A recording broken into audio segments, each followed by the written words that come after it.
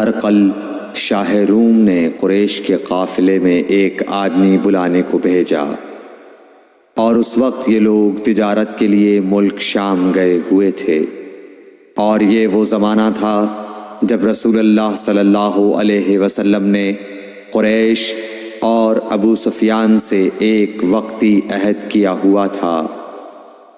جب ابو سفیان اور دوسرے لوگ ہرقل کے پاس ایلیا پہنچے جہاں ہرقل نے دربار طلب کیا تھا، اس کے گرد روم کے بڑے بڑے لوگ، علماء، وزراء و امراء بیٹھے ہوئے تھے۔ ہرقل نے ان کو اور اپنے ترجمان کو بلوایا، پھر ان سے پوچھا کہ تم میں سے کون شخص مدعی رسالت کا زیادہ قریبی عزیز ہے؟ ابو سفیان کہتے ہیں کہ میں بول اٹھا کہ میں اس کا سب سے زیادہ قریبی رشتہ دار ہوں۔ یہ سن کر ہرقل نے حکم دیا کہ اس ابو سفیان کو میرے قریب لا کر بٹھاؤ اور اس کے ساتھیوں کو اس کی پیٹھ کے پیچھے بٹھا دو۔ پھر اپنے ترجمان سے کہا کہ ان لوگوں سے کہہ دو کہ میں ابو سفیان سے اس شخص یعنی محمد صلی اللہ علیہ وسلم کے حالات پوچھتا ہوں، اگر یہ مجھ سے کسی بات میں جھوٹ بول دے تو تم اس کا جھوٹ ظاہر کر دینا۔ ابو سفیان کا قول ہے کہ خدا کی قسم اگر مجھے یہ غیرت نہ آتی کہ یہ لوگ مجھ کو جھٹلائیں گے تو میں آپ صلی اللہ علیہ وسلم کی نسبت ضرور غلط گوئی سے کام لیتا۔ خیر، پہلی بات جو ہرقل نے مجھ سے پوچھی وہ یہ کہ اس شخص کا خاندان تم لوگوں میں کیسا ہے؟ میں نے کہا وہ تو بڑے اونچے عالی نسب والے ہیں۔ کہنے لگا اس سے پہلے بھی کسی نے تم لوگوں میں ایسی بات کہی تھی؟ میں نے کہا نہیں۔ کہنے لگا اچھا اس کے بڑوں میں کوئی بادشاہ ہوا ہے؟ میں نے کہا نہیں۔ پھر اس نے کہا بڑے لوگوں نے اس کی پیروی اختیار کی ہے یا کمزوروں نے؟ میں نے کہا نہیں، کمزوروں نے۔ پھر کہنے لگا اس کے تابعدار روز بڑھتے جاتے ہیں یا کوئی ساتھی پھر بھی جاتا ہے؟ میں نے کہا نہیں۔ کہنے لگا کیا اپنے اس دعوی نبوت سے پہلے کبھی کسی بھی موقع پر اس نے جھوٹ بولا ہے؟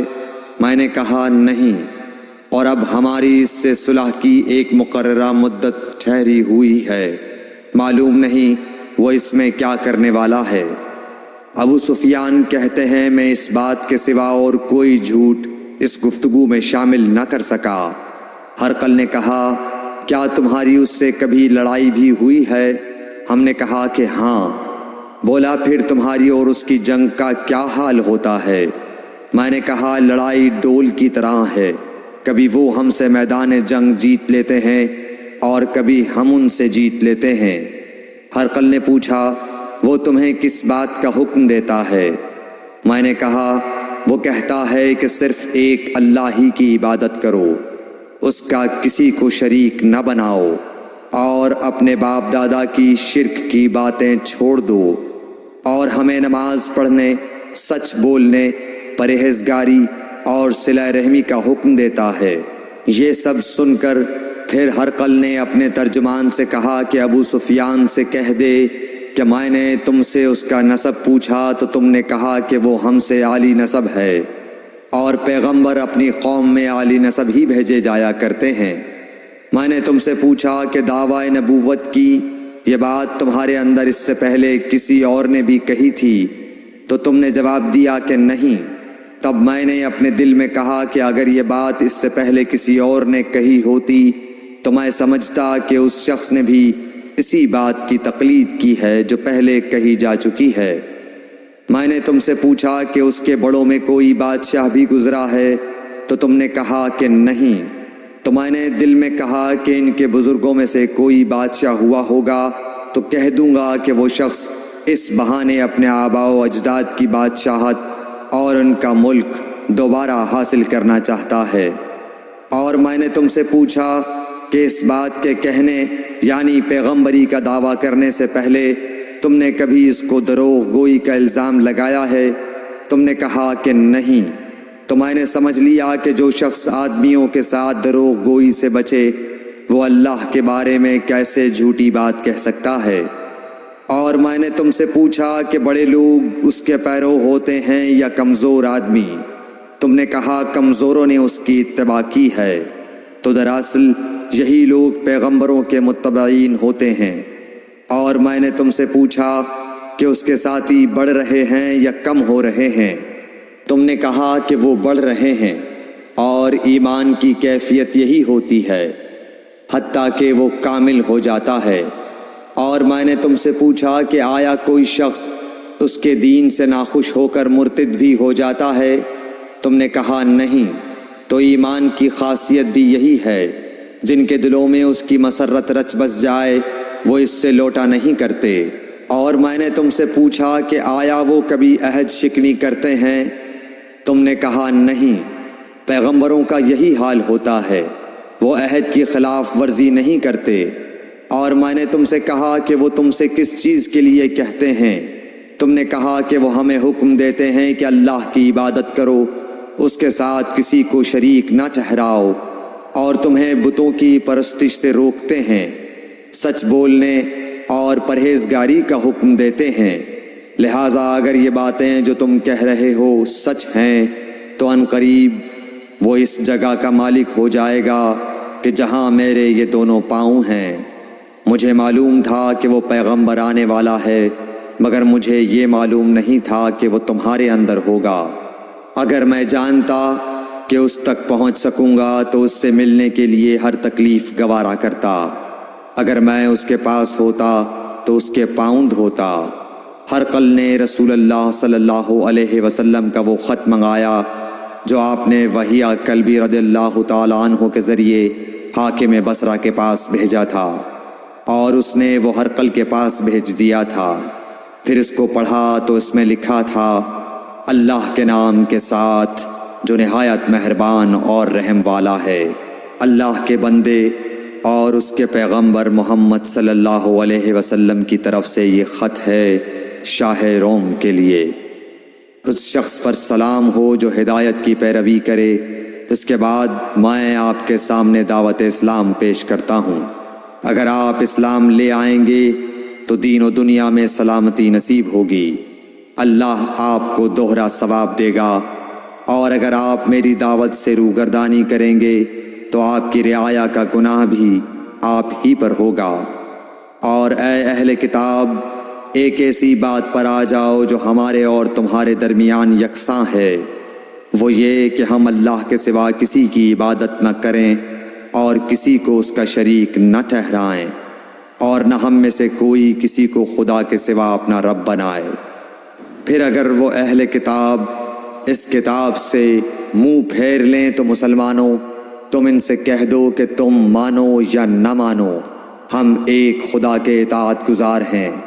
ابو سفیان کہتے ہیں، جب ہرقل نے جو کچھ کہنا تھا کہہ دیا اور خط پڑھ کر فارغ ہوا تو اس کے ارد گرد بہت شور و غوغا ہوا، بہت سی آوازیں اٹھیں اور ہمیں باہر نکال دیا گیا۔ تب میں نے اپنے ساتھیوں سے کہا کہ ابو کبشہ کے بیٹے حضرت صلی اللہ علیہ وسلم کا معاملہ تو بہت بڑھ گیا۔ دیکھو تو اس سے بنی اصفر روم کا بادشاہ بھی ڈرتا ہے۔ مجھے اس وقت سے اس بات کا یقین ہو گیا کہ حضور صلی اللہ علیہ وسلم ان قریب غالب ہو کر رہیں گے، حتیٰ کہ اللہ نے مجھے مسلمان کر دیا۔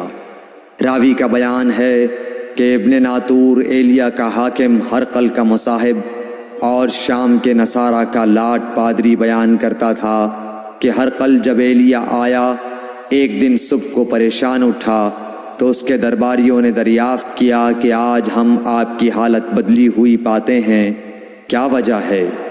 ابن ناطور کا بیان ہے کہ ہرقل نجومی تھا، علم نجوم میں وہ پوری مہارت رکھتا تھا۔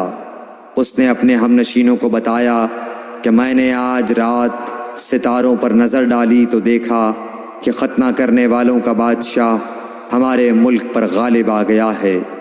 بھلا اس زمانے میں کون لوگ ختنہ کرتے ہیں؟ انہوں نے کہا کہ یہود کے سوا کوئی ختنہ نہیں کرتا، سو ان کی وجہ سے پریشان نہ ہوں۔ سلطنت کے تمام شہروں میں یہ حکم لکھ بھیجیے کہ وہاں جتنے یہودی ہوں سب قتل کر دیے جائیں۔ وہ لوگ انہی باتوں میں مشغول تھے کہ ہرقل کے پاس ایک آدمی لایا گیا جسے شاہ غسان نے بھیجا تھا۔ اس نے رسول اللہ صلی اللہ علیہ وسلم کے حالات بیان کیے۔ جب ہرقل نے سارے حالات سن لیے تو کہا کہ جا کر دیکھو وہ ختنہ کیے ہوئے ہے یا نہیں۔ انہوں نے اسے دیکھا تو بتلایا کہ وہ ختنہ کیا ہوا ہے۔ ہرقل نے جب اس شخص سے عرب کے بارے میں پوچھا تو اس نے بتلایا کہ وہ ختنہ کرتے ہیں۔ تب ہرقل نے کہا کہ یہی محمد صلی اللہ علیہ وسلم اس امت کے بادشاہ ہیں جو پیدا ہو چکے ہیں۔ پھر اس نے اپنے ایک دوست کو رومیہ خط لکھا اور وہ بھی علم نجوم میں ہرقل کی طرح ماہر تھا۔ پھر وہاں سے ہرقل حمص چلا گیا۔ ابھی حمص سے نکلا نہیں تھا کہ اس کے دوست کا خط اس کے جواب میں آ گیا۔ اس کی رائے بھی حضور صلی اللہ علیہ وسلم کے ظہور کے بارے میں ہرقل کے موافق تھی کہ محمد صلی اللہ علیہ وسلم واقعی پیغمبر ہیں۔ اس کے بعد ہرقل نے روم کے بڑے آدمیوں کو اپنے حمص کے محل میں طلب کیا اور اس کے حکم سے محل کے دروازے بند کر لیے گئے۔ پھر وہ اپنے خاص محل سے باہر آیا اور کہا، اے روم والو، کیا ہدایت اور کامیابی میں کچھ حصہ تمہارے لیے بھی ہے؟ اگر تم اپنی سلطنت کی بقا چاہتے ہو تو پھر اس نبی صلی اللہ علیہ وسلم کی بیعت کر لو اور مسلمان ہو جاؤ۔ یہ سننا تھا کہ پھر لوگ وحشی گدھوں کی طرح دروازوں کی طرف دوڑے مگر انہیں بند پایا۔ آخر جب ہرقل نے اس بات سے ان کی یہ نفرت دیکھی اور ان کے ایمان لانے سے مایوس ہو گیا تو کہنے لگا کہ ان لوگوں کو میرے پاس لاؤ۔ جب وہ دوبارہ آئے تو اس نے کہا، میں نے جو بات کہی تھی اس سے تمہاری دینی پختگی کی آزمائش مقصود تھی، سو وہ میں نے دیکھ لی۔ تب یہ بات سن کر وہ سب کے سب اس کے سامنے سجدے میں گر پڑے اور اس سے خوش ہو گئے۔ بالآخر ہرقل کی آخری حالت یہی رہی۔ صحیح بخاری حدیث نمبر 7۔